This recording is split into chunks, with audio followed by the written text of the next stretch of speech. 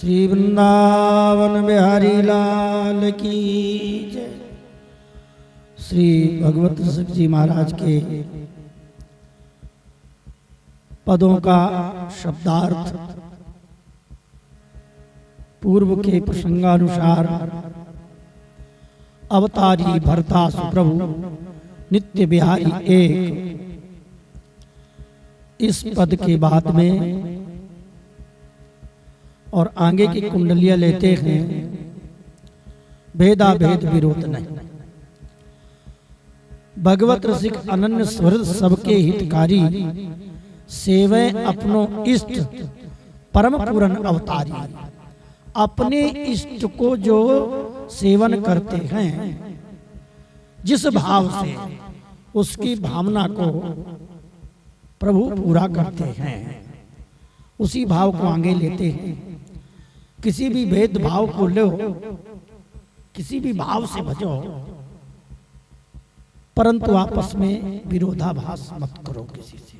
अपनी अपनी गुरु परंपरा अनुसार जिसको जो बताया गया है, भगवान सर्वव्यापक है, सर्व सामर्थ्य है, इस भाव को प्रकट करेंगे। भेदा भेद विरोध नहीं, परे सुमति उर्धार।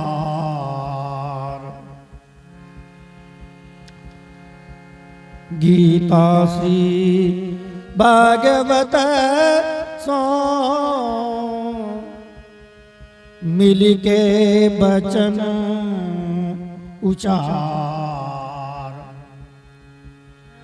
मिल के बचन उचारी, समझ अपने मन माही। आचार्य गुरु इष्ट वास्तव में द्वैना।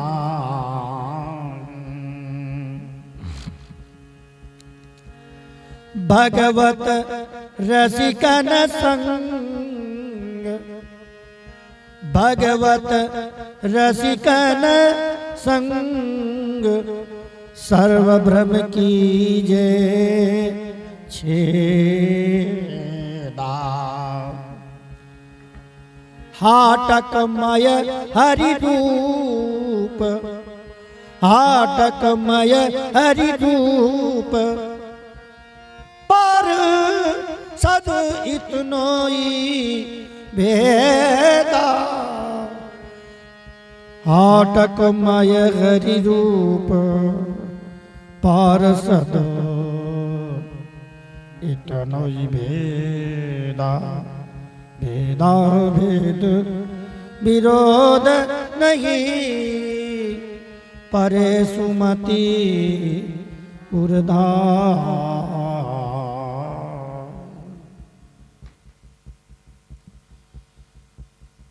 भेदा भेद विरोध नहीं, परे सुमति उर्धार। भेद और अभेद, जैसे एक शब्द है द्वैत, एक होता है अद्वैत। दो इति वो दो, इस प्रकार दो है, तो ये तो हो गया भेद। एक जीव है, एक ब्रह्म है, एक परमात्मा एक जीव है, दो तत्व हैं, तो ये भेद हो गया। और अभेद क्या है कि खलविदम ब्रह्म, सब कुछ ब्रह्म ही है। ये दो बातें हो गई, तो बोले इनमें कोई विरोध नहीं है। भेदा भेद विरोध नहीं। अब दृष्टांत के द्वारा यदि भेदा भेद शब्द को और सरल तरीके से समझा जाए कि भेद क्या है, अभेद क्या है। एक सूर्य है, एक सूर्य का प्रकाश है। कहने में दो हैं कि भाई प्रकाश है, फिर कहेंगे प्रकाश, बोले वो सूर्य है। अब कोई व्यक्ति झगड़ा करने लगे, बोले सूर्य अलग है, प्रकाश अलग है। तो एक होते हुए दो हैं, दो होते हुए एक हैं। वही निर्गुण है, वही सगुण है। शास्त्रों में साधकों के लिए सब प्रकार से समाधान किया है। नारद भक्ति सूत्र में नारद जी ने तो यहां तक कह दिया कि वादो नावलंब्य, भक्त को वाद विवाद का आश्रय नहीं लेना चाहिए। इसलिए सूर्य का प्रकाश और सूर्य दोनों एक होते हुए दो हैं। प्रभु जू हूं तेरा तू मेरा, राजी खसम करे कह काजी, लोग बको बहु तेरा। जल तरंग, देखो ये भेदा भेद वाली बात, जल तरंग लो सहज समागम, निर्मल सांझ सवेरा। जल है और जल की तरंग है, नाम तो दो हो गए, पर एक भी है और दो भी है। और उसमें विरोधाभास करो, झगड़ा करो तो व्यर्थ, उससे उपासना में फर्क पड़ता है। हाँ तू एक अनेक गने, दारिंद्र जी का पद है ये, बड़ा सुंदर है, इस पद में भाव मिल रहा है इसका। हाँ तू एक अनेक गने, हम तुम तो दोनों एक हैं, पर किसी किसी की दृष्टि में हम तुम अलग हैं, हम और आप अलग दिखाई दे रहे हैं। अनेक गने गुण दोष न किसहु केरा। अब किसका हम गुण और दोष वर्णन करें भाई, जिसको जैसा दिखाई दे रहा है वो कह रहा है, ठीक है, सब अपने स्थान पर सही। कोई स्वामी, कोई साहिब सेवक और कोई चाकर, कोई चेला। एक मालिक बना है, एक सेवक बना है। यही बात समझना है कि बिन ममत्व एवं एकत्व न ऐसा। यदि ममता नहीं है तो एकता नहीं होती, ममता में ही एकता होती है। प्रेम से ही एकत्र होते हैं चार व्यक्ति। किसी को अपने में वश में करना है तो उसको प्रेम से ही वश में किया जा सकता है, सबसे बड़ा प्रेम है।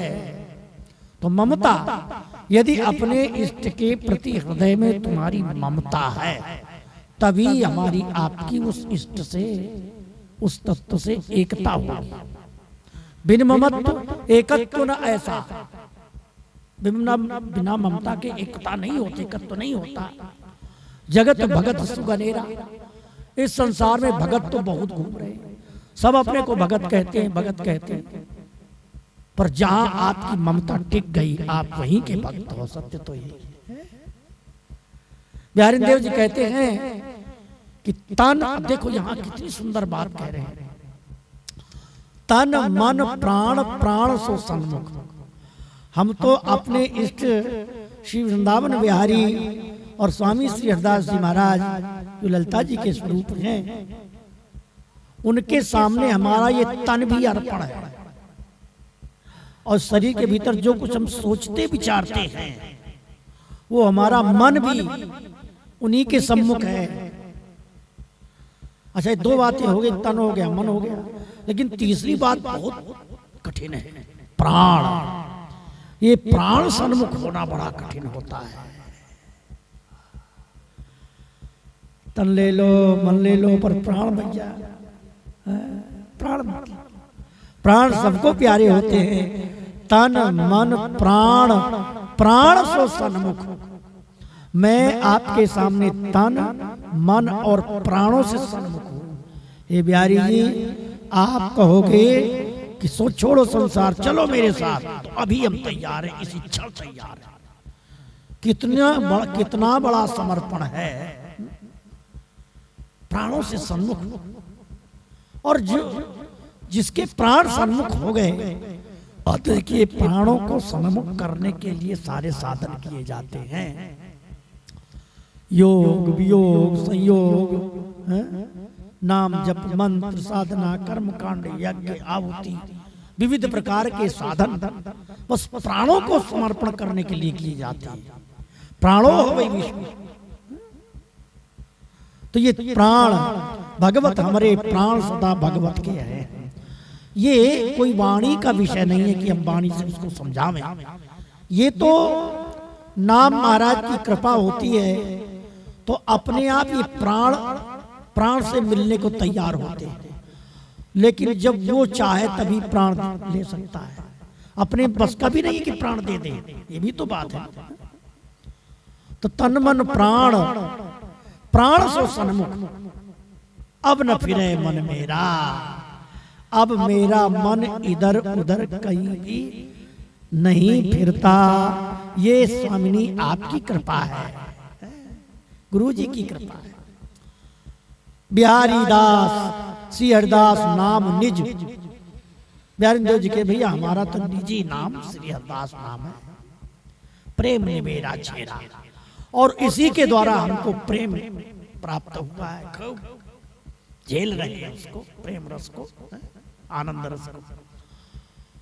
तो भेदा भेद विरोध नहीं परे सुमति उर्धार, इसलिए सुमति को हृदय में धारण करो, कुमति को धारण मत करो। अब रह गई वृंदावन के नित्य विहार, नित्य की उपासना। ब्रज लीला क्या है, निकुंज लीला क्या है, मथुरा लीला क्या है, द्वारिका लीला क्या है, ये श्री कृष्ण लीला की भेद हैं, भेद हैं। तो यदि किसी से चर्चा करनी है तो उनसे अंतरंग निकुंज की चर्चा मत करो विशेष रूप से, क्योंकि इसका पात्र मिलना बड़ा कठिन है, उसको समझना भी बड़ी कठिन है। तो क्या कहना, फिर करें क्या? आखिर जब दो लोग बैठेंगे, चार लोग बैठेंगे, चर्चा करेंगे, तो चर्चा किस बात की करेंगे? बोले गीता, भगवत गीता, गीता श्री भागवत सो। कोई भी मुंह से शब्द निकालो, चार के बीच में, दो के बीच में, 10 के बीच में, बड़ी सभा में यदि कोई सत्संग करना है, कुछ चर्चा करनी है, तो गीता और भागवत से मिल करके वचन को उच्चारो। वहां ऐसा मत कहो कि हमारा निकुंज बिहारी अलग है, ब्रज बिहारी अलग है, और द्वारिकाधीश अलग है, मथुराधीश अलग है, राम जी अलग है, विष्णु अलग है, और निर्गुण अलग है, सगुण अलग है, हम तो ये है, ऐसा इस प्रकार की विरोधाभास की भाषा मत बोलो। वहां गीता और भागवत से मिला करके बोलो, क्योंकि हमारे वैष्णवों के ये 3 ग्रंथ विशेष माने गए हैं, गीता, श्रीमद् भागवत और रामचरितमानस। और भी हैं, पर मूल रूप से भक्त लोग इनका ही विशेष आश्रय ग्रहण करते हैं। तो भगवत ऋषि जी कहते हैं, गीता श्री भागवत सो मिल के वचन उचार, इनसे मिलकर के वचन उचारो। हमारे गुरु स्थान टटिया स्थान में एक महात्मा ने कह दिया कि हमारे बांके बिहारी बंसी वाले नहीं। ऐसे महात्मा की मस्ती है, कब क्या कह दे। अब जो भक्त था वो बेचारा बंसी वाले का भजन करता था, वो इतना दुखी हुआ, हे भगवान ये संत कैसे, ये महात्मा कैसे जो कहते माँ के बिहारी और कृष्ण बंसी वाला अलग है, और नाराज होकर चला गया। उसके भीतर जो बेचारे की जो थोड़ी बहुत भक्ति है उसको और श्रद्धा हो गई। इसलिए संभल करके बोलना, गीता श्री भागवत सो मिल के वचन उचार। अब रह गई बात महावाणी, हरिवंश जी की वाणी, स्वामी श्री हरिदास जी की वाणी, श्री भट्ट देवाचार्य जी, हरिव्यास देवाचार्य जी, श्री हरिराम व्यास जी, जो वृंदावन का रस निकुंज का जो देश है उसके बारे में कहते हैं कि यदि उसके बारे में कुछ चर्चा करना है तो मिल के वचन उचार, समझ अपने मन माई। अब फिर जो विशेष प्रकार से करना है तो कभी अपने सदगुरुदेव के पास एकांत में बैठकर अपनी ग्रंथि का शोधन कर, समाधान करना। मन में प्रश्न उठता है तो मिलके वचन उचार, समझ अपने मन माही। और उपासना की जो ग्रंथि है उसको केवल अपने मन में समझो, उसे किसी के ऊपर जबरदस्ती थोपो मत, अपने मन को समझाओ। क्यों? क्योंकि आचार्य, गुरु और इष्ट 3 तत्व हैं। अरे भाई, हमारे वैष्णव परंपरा में 3 विष्णु को मानने वाले को वैष्णव कहते हैं। तो विष्णु के अंतर्गत राम कृष्ण नारायण आते। तो कोई विष्णु जी को अपना इष्ट मानता है तो वहां आचार्य रूप में रामानुजाचार्य जी, विश्वक्सेन जी, श्री गरुड़ जी महाराज, ये गुरु आचार्य हो गए। आचार्य हो गए, गुरु हो गए और इष्ट हो गए। तीनों इष्ट माने लक्ष्मी नारायण। श्री सीताराम जी की उपासना में आचार्य श्री रामानंदाचार्य हो गए और गुरु अपने गुरु जी हो गए, हनुमंतलाल जी हो गए और प्रिया प्रीतम हो गए। तो आचार्य गुरु इष्ट तीन ही हैं। श्री कृष्ण की उपासना में चैतन्य महाप्रभु हो गए और श्यामा श्याम हो गए, जुगल सरकार हो गए, गुरु जी हो गए। तो आचार्य गुरु इष्ट। स्वामी श्री हरिदास जी की परंपरा में गुरु जिनसे मंत्र लिया वो आचार्य, जो मूल आचार्य स्वामी श्री हरिदास जी, इष्ट अपने प्रिया प्रीतम। अरे भाई तीन ही तत्व हैं। भक्तमाल में कहा भजवे को दो ही सुगर, कह हरि और कह हरिदास। कह आचार्य गुरु का भजन और कह ठाकुर जी का भजन, दो ही भजन है, दोनों में भेद नहीं। तो भेदा भेद विरोध नहीं। आचार्य गुरु इष्ट वास्तव में द्वय नहीं, वास्तव में ये दो नहीं है। गुरु ही आचार्य है, आचार्य ही इष्ट है, इष्ट ही गुरु है, इष्ट ही आचार्य है। तीनों होते हुए एक हैं, एक होते हुए तीनों हैं। अब तीनों इन आचार्य का, गुरु का, इष्ट का ज्ञान हर बार मंथन से होता है। समुद्र मंथन किया गया तब 14 रत्न निकले, लेकिन अमृत सबके पीछे निकला। इसी प्रकार इन कुछ शब्द ज्ञान होता है, शब्द ब्रह्म होता है और कुछ आत्मज्ञान होता है। शब्द ब्रह्म की उपासना करने के बाद ही आत्मज्ञान होता है। इसलिए कबीरदास जी कहते हैं, श्वास श्वास पर नाम रट, वृथा श्वास मत खोए, ना जाने या श्वास को आवन होए न हो। बिहारी देव जी, श्री ललित किशोरी देव जी महाराज कहते हैं कि जितय श्वास नासा चले, तितय जपो श्री हरिदास, तन मन प्राण नियो मिले जो फूलन में बास। और कछु जो ना बने एक नाम निज टेक। हम भावना नहीं कर पाते, अष्टयाम नहीं कर पाते, कोई चिंतन नहीं कर पाते, कोई स्वरूप का ध्यान नहीं हो पाता, तो बोले सीधा सीधा नाम लीजिए, नाम में ही नामी समा जाता है। तो तात्पर्य यह है शब्द ब्रह्म की उपासना।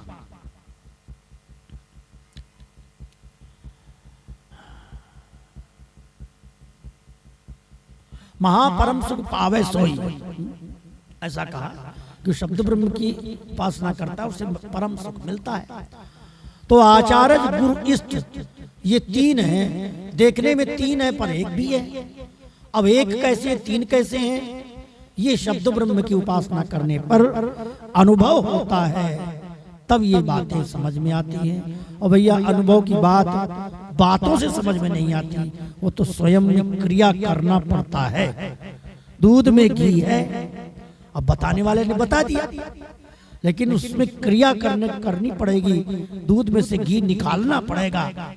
बातों का खेल नहीं है, उसको दही जमाना पड़ेगा, उसका मंथन करना पड़ेगा, मक्खन निकलेगा, तब कहीं मक्खन को गर्म किया जाएगा। और हर क्रिया तरीके से होगी, उठपटांग तरीके से करोगे दूध जल जाएगा, दूध फट जाएगा, दही नहीं बनेगा। मक्खन भी बन गया और ज्यादा आंच में लगा दिया तो आगे भी लग सकती है, घी कैसे मिलेगा। तो हर चीज की क्रिया है, जब पद्धति से, क्रिया से, तरीके से होगा तो उसका फल मिलेगा। इसी प्रकार आचार्य गुरु इष्ट तीन दिखाई देते हैं पर तीन एक भी है, और तीन भी है। ये इसकी शब्द ब्रह्म की उपासना करने पर स्वतः आत्मज्ञान प्रकट होता है। और जब आत्मज्ञान प्रकट होता है तो किसी को समझाने की जरूरत नहीं पड़ती, फिर तो अपने आप सब श्री ठाकुर जी समझाते रहते हैं। अपने जान भजन निज नेम ताको आप श्याम सी श्यामा संता देत बढ़ावत प्रेम है। जिसने भजन का नियम बना लिया है तो उसको ठाकुर जी सहारा दे दे करके, कान में कुछ सुना करके, स्वप्न में दिखा करके, हृदय से आवाज प्रकट करके उसको समझाते रहते हैं। इसलिए कहते हैं आचार्य गुरु इष्ट वास्तव में द्वय नाई भगवत रसिकन संग। अब किसी प्रकार का संदेह हो रहा है तो भगवत रस के रसिक महानुभाव, अब यदि रसिक नहीं मिल पा रहे, सत्संग नहीं मिल पा रहा है, तो उन महापुरुषों की वाणी भी रसिकों का संग है। जैसे भगवत सुखदेव जी महाराज, श्री हरिराम व्यास जी महाराज, श्री भट्टदेवाचार्य जी महाराज वृंदावन के ऋषि जन हैं, श्री हरिवंशन जी महाराज, श्री स्वामी हरदास जी महाराज, ऐसे रसिकों की वाणी का पाठ करके उसका चिंतन करो, शब्द के अर्थानुसंधान का प्रयास करो, तो शब्द भेदी जो निश्चिदिन होई, शब्द का भेदन करो निश्चिदिन, तो महापरम सुख पावे सोई। इसलिए भगवत रसिकन संग। अब अच्छा, हमें कोई सत्संग नहीं मिल पा रहा तो हमारे पास भगवत गीता तो है, भगवत गीता पाठ करो। ये समझ लो कृष्ण भगवान हमारे सामने खड़े हैं और हमें कथा सुना रहे हैं। तुलसीदास जी हमें रामायण सुना रहे हैं, मैं उनसे सुन रहा हूँ, बस संग हो रहा है। सत्संग ये भी सत्संग है। जब बाहरी सत्संग न हो तो शास्त्र अध्ययन, ग्रंथ अध्ययन करना भी तपस्या है। महाभारत में विद्याध्ययन को तपस्या माना है। हर समय माला नहीं घुमा सकते, मंत्र जाप नहीं कर सकते, तो ग्रंथ का पाठ करो, चिंतन करो, मनन करो। ये तो भगवत रसिकन संग, तो ये भी भगवत रसिकों का संग है। वाणी पाठ भी रसिकों का संग माना है। सर्व भ्रम कीजे छेदा। अब ये भ्रम क्या है? एक तो मोटा मोटा भ्रम हो जाता है। एक पक्ष कहता है भगवान तो ब्रह्म ही है, वो साकार नहीं, वो तो निराकार ही है। और गुरु जी ने बता दिया राधे राधे रटो और सत्संग किया ब्रह्म का, तो ब्रह्म मन में भ्रम पैदा होगा कि ब्रह्म सही है कि राधा रानी का नाम सही है। दोनों में भ्रम पड़ गया ना। अब सर्व भ्रम की जय छेदा, तो जितने प्रकार के भ्रम हैं, सगुण है, सगुण निर्गुण निराकार, सगुण साकार, द्वैत अद्वैत, भेद अभेद, इन सब का जो मन में किसी प्रकार का भ्रम होगा, शंका हो, संदेह होगा, वो इन रसिकों की वाणियों के द्वारा भी मिल जाता है। मैं अपनी बात बताऊं, किसी समय पर हम थोड़ा पाठ किया करते थे, तो महात्माओं ने कह दिया अपने आप अर्थ चिंतन किया करो। हिंदी है, कोई संस्कृत तो है नहीं, ना अंग्रेजी है, सीधा वाणी पाठ तो सब शुद्ध हिंदी है। परंतु कोई कोई शब्द ऐसे हैं जो हमारी हिंदी के प्रचलन में नहीं है, पढ़ाई लिखाई में नहीं आते, तो वहां बुद्धि काम नहीं करती। कहीं कहीं भाव भी समझ में नहीं आता, साहित्य है, कहीं अलंकार है, कहीं साहित्य है, कहीं कुछ है। तो एक लाइन समझ में नहीं आ रही थी, सुबह से शाम तक परेशान थे कि इस लाइन का अर्थ क्या है। तो रात में स्वप्न में अपने आप लाइन में आवाज आ रही, महात्मा कह रहा है इस लाइन का अर्थ ये है, खोलो वहां देखो। हमने ग्रंथ खोला, तुरंत वही लाइन मिल गई, लाइन मिली और सारा का सारा अर्थ यूं कि तो स्पष्ट हो गया। तो ऐसा भी होता है। तो सर्व भ्रम कीजिए छेदा। यदि प्रकट में कोई नहीं मिल पा रहा समाधान के लिए, प्रश्न का समाधान, तो अप्रकट में जो ये ग्रंथ हैं, ये भी साक्षात रसिक हैं, तो ये रसिक भी समाधान कर देते हैं। भगवत रसिकन संग सर्व भ्रम कीजिए छेदा, हाटक मय हरि रूप। हाटक शब्द का अर्थ होता है सोना। ईश्वर, भगवान, परमात्मा, ब्रह्म, ये क्या है? एक सोने का पिंड है। सोने का पिंड है। अब उसी में से थोड़ा सा सोना निकाल लिया तो उसका कटोरी बना लिया, उसी में से थोड़ा सोना निकाल लिया थाली बन गई, उसी का चम्मच हो गया। अच्छा, उसी में से थोड़ा सोना निकाल करके और देहरी जो है मंदिर के देहरी में या बाहर आंगन में कुछ बना दिया आकृति और उसको जमीन में लगा दिया। वही सोना जमीन में लगा है और वही सोना देहरी में है और उसी सोने के पिंड से एक जुगल सरकार की मूर्ति बनाई गई है और उसको सिंहासन पर धर गए। परिस्थिति बनती क्या है कि एक सोना के सिर पर पैर धर करके एक सोना के चरणों में प्रणाम कर रहे हैं। एक के सिर पर पैर धर दिया और एक के चरणों में प्रणाम किया। उल्टा हो गया कि नहीं हो गया? भाई सोना तो जमीन में गड़ा है, कुछ चित्रकारी की गई है, उसके ऊपर पैर धर दिया, कोई फूल बना दिया, सोने का फूल बना दिया और जमीन में उसको स्थापित कर दिया, उसके ऊपर पैर धर दिया और कहा और क्या किया? बोले सिंहासन में जो बैठे हैं जुगल सरकार उनके चरणों में प्रणाम किया। अब कोई व्यक्ति पीछे से आया, अरे तू बड़ा बेवकूफ है रे, एक सोने के बेचारे सोने के सिर पर पैर धरे बैठा है और उस सोने के ऊपर मुंह धरा है, कैसा बेवकूफ है? झगड़ा हो गया ना आपस में। ये भ्रम है। मूल तत्वतः सोना है दोनों, लेकिन हाटकमय हरि रूप, ऐसे हरि भगवान परमात्मा ईश्वर ब्रह्म सगुण ब्रह्म निर्गुण ब्रह्म ये सोने के समान है। अब इसमें से मूर्ति प्रकट हुई है। मूर्ति क्या है? एक तो बैकुंठ में रहने वाले नारायण भगवान चतुर्भुज जी हैं और एक श्री सीताराम जी हैं, एक श्री राधा कृष्ण। ये मूर्ति बना ली गई। हाटकमय हरि रूप और पार्षद इतने भेदा, उसी में से पार्षद बनाए गए। भेद है। अब ये भेद, इसमें जो भ्रम हो रहा है समझना है, उपासना भेद से प्रारंभ होती है, उपासना द्वैत से प्रारंभ होती है।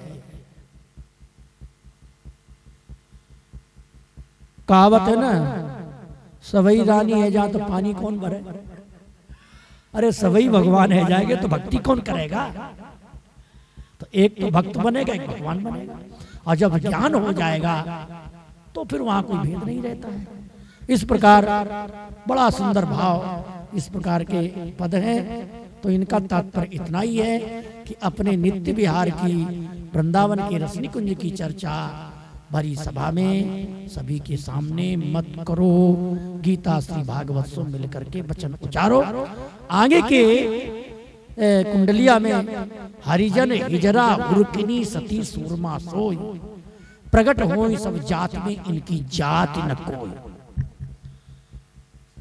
यहाँ भक्ति की महिमा का वर्णन करते हैं कि देखो भाई, जहाँ भक्ति करते हो वहाँ जात पात को भक्ति में मत लाओ। ये भक्ति जात पात से अलग है। भक्ति में भगवान, भक्ति माने भगवान से प्रेम। भगवान से प्रेम कोई भी कर सकता है। वशिष्ठ जी भी कर सकते हैं और सबरी भी कर सकते हैं, कि रैदास जी भी कर सकते हैं और बड़े बड़े ब्राह्मण भी कर सकते हैं। तो भगवान की भक्ति में तो सब कर सकते हैं भक्ति। ये तो केवल जाति पाति व्यवस्था, एक व्यवस्था बनाई गई है। लेकिन भगवान से मिलने के लिए हरिजन, हरि का भक्त किसी भी जाति में हो जाए, चाहे वो हिजड़ा हो, चाहे वैश्या हो, चाहे सती हो, चाहे सूर हो, कोई भी हो, भगवान की भक्ति सबके हृदय में प्रकट हो सकती है। ऐसा कहना उचित नहीं है कि वैश्या को भक्ति नहीं मिलेगी। ऐसा कहना उचित नहीं कि हिजड़ा भक्ति नहीं कर सकता है। ऐसा नहीं है कि सती तो भक्ति कर ही नहीं सकती। वीर क्या भक्ति करेगा? अरे कैसे कैसे वीर हैं भक्तमाल में, देखो।